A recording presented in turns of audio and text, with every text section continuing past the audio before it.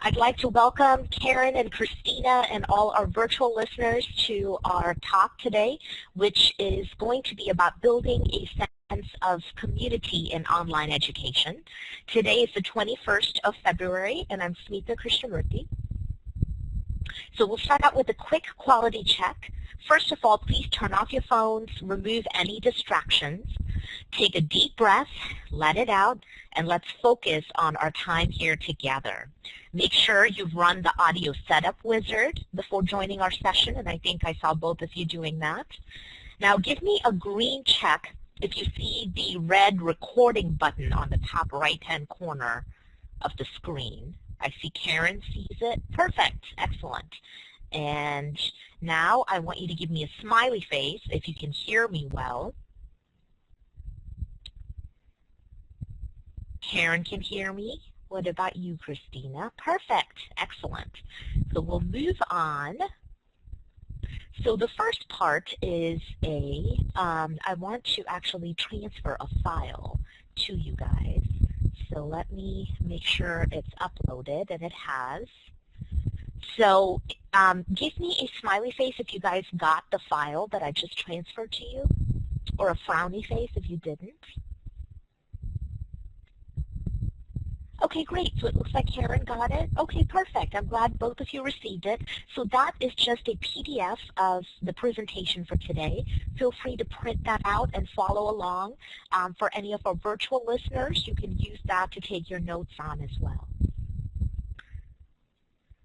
Okay, so the first question that I have for you guys is, do you think that online classes can have the same amount of interaction between students and between students and instructors as face-to-face classes? So I want you to think about this question as we do a quick web tour. We'll look at a 1-minute video of some students who are in an online international baccalaureate program, and they're talking about their interactive experiences in an online class.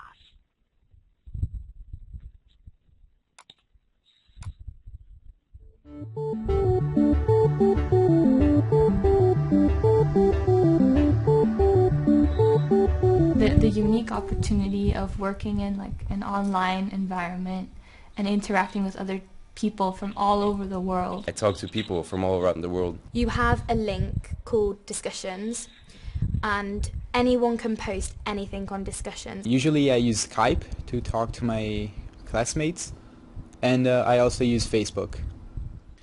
You have a pager where you can message anyone that's in your class. The idea of interacting with people from other countries all over the world and other cultures, it brings in more of like the international baccalaureate idea, whether we're a global community and we can interact with each other using the internet in this case, which is becoming a global tool.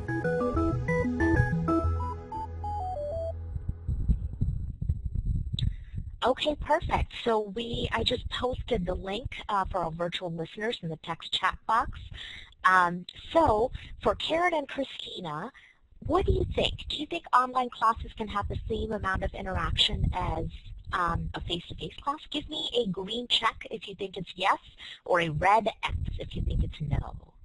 Okay, perfect. And I completely agree with both of you. I think we can absolutely have the same amount of interaction in an online class as a face-to-face class. It's just your role as a designer to make sure we build that in to the class. So with that, let's talk about our learning objectives for today. By the end of the presentation, you will have some strategies for how to decrease cheating in an online class. We will talk about building a sense of community and how building that can help to decrease the dishonesty in an academic setting. And you will be able to come up with a plan for increasing the sense of community in your online classes. So let's talk about why there is cheating in a face-to-face class or in an online class. Now, when it comes to online classes, Moten and colleagues in their 2013 article on cyber cheating talk about how students feel like there is a disconnect in an online setting where they cannot identify with their instructor or with their fellow students because it's disjointed. It may be asynchronous. They may not see their faces or hear their voices, so it doesn't feel real to them. Because of that, students may feel like the teacher isn't really there and they don't really care if I cheat. So that may be one reason. And so for the rest of the talk, we're going to be talking about how we can make people feel more connected in an online setting to diminish the chances of academic dishonesty. Now, some of the other reasons people may cheat is if they don't get feedback on a timely manner, if an assignment is due the next day and they just haven't had time to get the feedback they need. So one way to prevent that may be the instructor giving feedback in a timely way. And finally, and I think this is an important point for us as educators, I think if students know that what they're learning is something that's worthwhile, that they will actually use out in the real world, then they are much less likely to cheat than if it's just a random exam. So an example of this, when I teach pathology to my medical students, I start out in the class by telling them that this course, you know, the things that we're learning are things you will need when you're out there in the real world taking care of patients. So sure, you could cheat, you could, you know, kind of cram the day before the test, but that's not going to help you in the real world.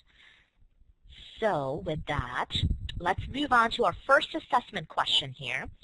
So in the text chat box, can you put in some ways that we can decrease academic dishonesty in an online class?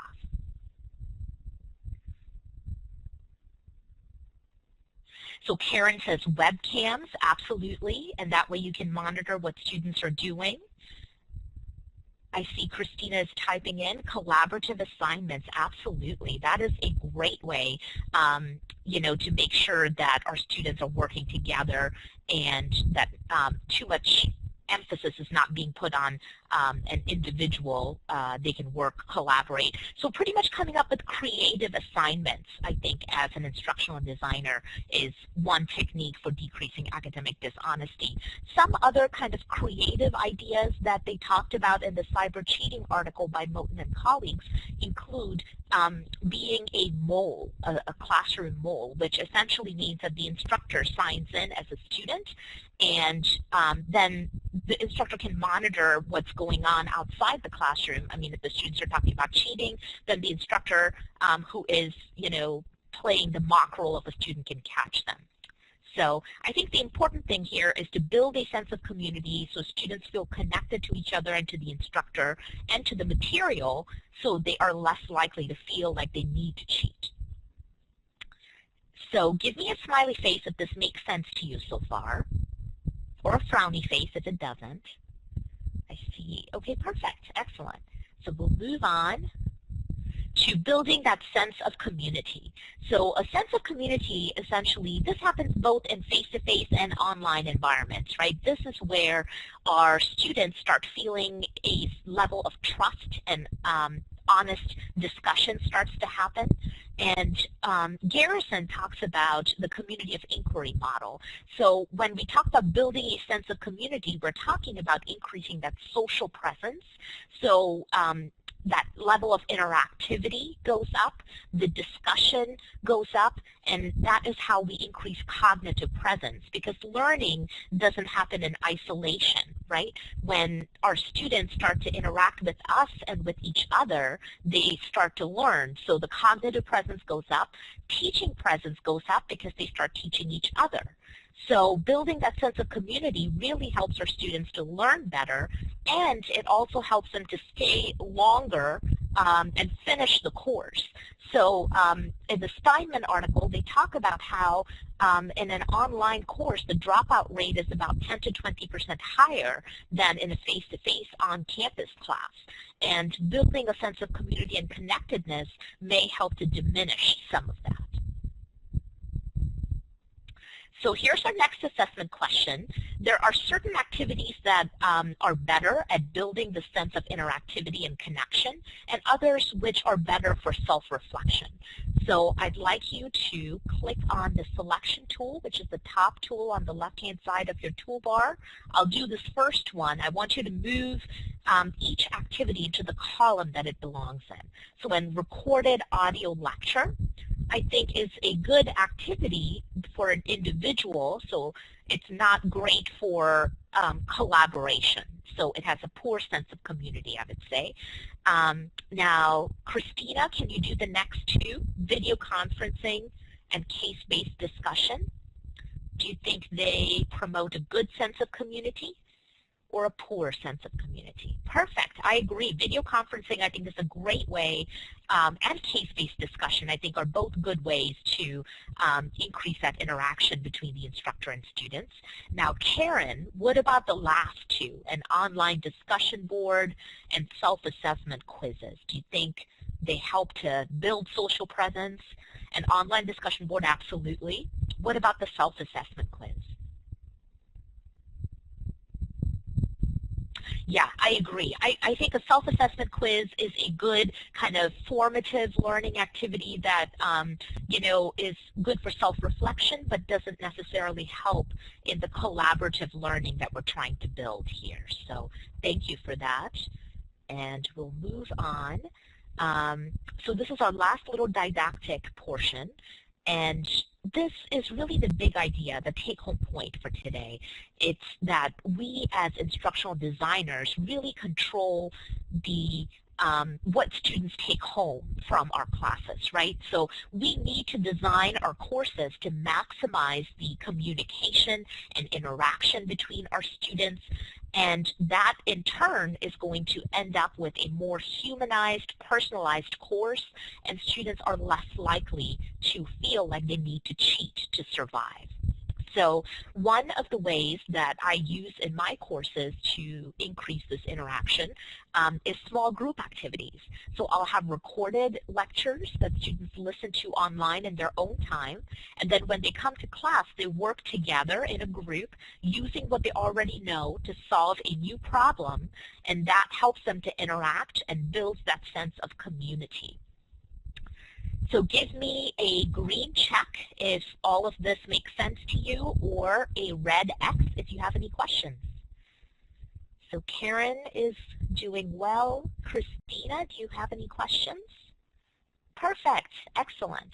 So we'll move on to our next assessment question. So as you're reading this question, I'm going to go in and change our polling type here.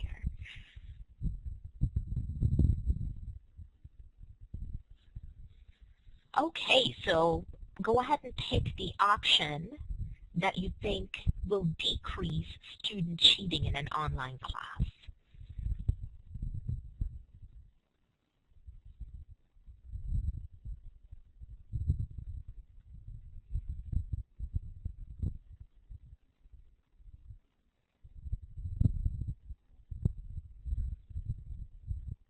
So I see that Karen thinks it's E. We're waiting for Christina. Let me know if you have issues. Okay, perfect. So you both picked E, which I absolutely agree with. Increased proctored assignments will certainly decrease your chance of academic dishonesty. When it comes to cognitive presence, actually decreasing cognitive overload is more likely to get your students to understand what's going on, and therefore they're less likely to cheat. You may want to increase the number of questions in your question bank and randomize them, and give students a very tight time frame for taking the test to prevent them from talking to each other about the answers. So excellent. We will clear that out and move on to our next phase. So here, this is our case study. This is where you're going to kind of put what we've learned together into your own discipline and try to make sense out of this case here. So I'm going to ask you to go to your group room when we're done here, read the case study, and outline your ideas on the whiteboard. So you have a separate page that's created in your group room that's a blank page, and I'd like you to jot down your ideas there. Pick a spokesperson who will report on your thoughts in the main room. You'll have 3 minutes, and then you're done. The timer will go off, and I'm going to ask that you please come back to the main room to finish the discussion. So here's your case study. As a new professor in the Department of Anatomy, you decide to convert a purely face-to-face course into a primarily online one. The chair of your department states that, in her opinion, online classes suffer from lack of real interaction between students and instructors. Convince your chair to support your pedagogical approach by providing some examples of how you plan to encourage student interaction in your online course. So please go ahead and move to the group room and raise your hand if you have trouble doing that. I'm going to set the timer for 3 minutes here.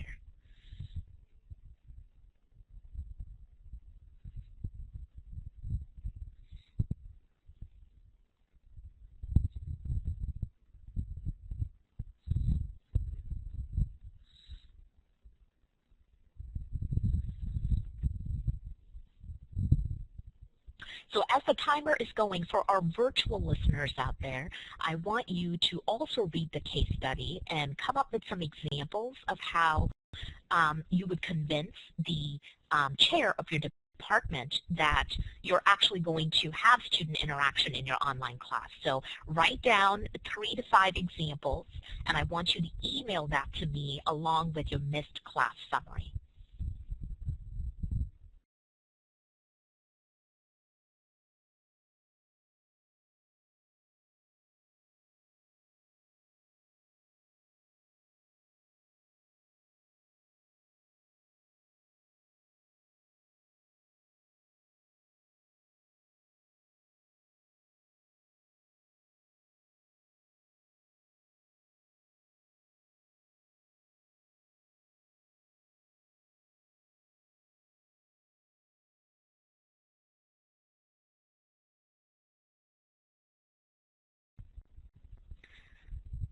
Okay, so it looks like you guys are back. I'm going to pull your slide up here. Let's see. So maybe it's this slide. Smita, there won't be a slide because we didn't have anything to write on. Oh, I had these 2 groups. I did the same thing on mine. For some reason, it wouldn't let you guys write on it. Oh, well, that's odd. Okay, well, that's okay. We will just go back to, you know what? Maybe we can,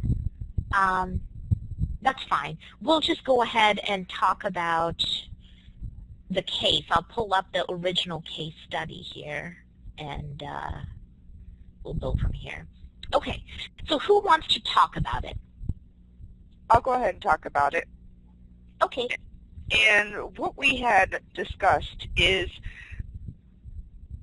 when converting it, what you can do to ensure that you're still getting that student or that instructor involvement is by creating like little mini case studies, sending the article out and having individuals read it ahead of time, and when they come to class, then what they'll have to do is they'll have to answer certain questions as a group and post those questions out there, and the other groups will be required to respond to those questions.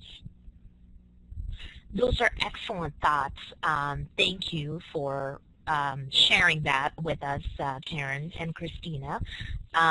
Did you guys have any other thoughts you wanted to add at this point? Okay, great. So, sorry, was there something, Christina? Did you want to add something? Oh, no, you can move ahead. Okay, perfect. So let us So to summarize what we've learned so far, really, as course designers, it's our role to build our courses in such a way that we increase social presence and create a sense of connection between our students and between the instructor and the students. This will help our students really interact and communicate with each other, which is going to help them learn better, and it will help them to understand the value of what they're doing, and so hopefully decrease the chances of them cheating. If this makes sense to you, please give me a smiley face. If not, please give me a frowny face. Christina, did you have, okay, perfect, excellent. So we will just revisiting our learning objectives. Hopefully you feel like we have outlined some strategies to help prevent cheating in your online classes. We have talked about how building that sense of community can decrease chances of academic dishonesty, and you've come up with a plan for increasing the sense of community in your online classes. So if you feel like we have done these things, please give me a thumbs up sign. It's under the smiley faces. Perfect. Christina. All right, excellent. Thank you. And these are the references that I used for the talk today. And at this point, if you have any questions, please raise your hand. For our virtual listeners, please feel free to email me, and we'll set up some time for further discussion. But I'd like to thank both Christina and Karen for the extra time they put in here, and I'm going to stop the recording.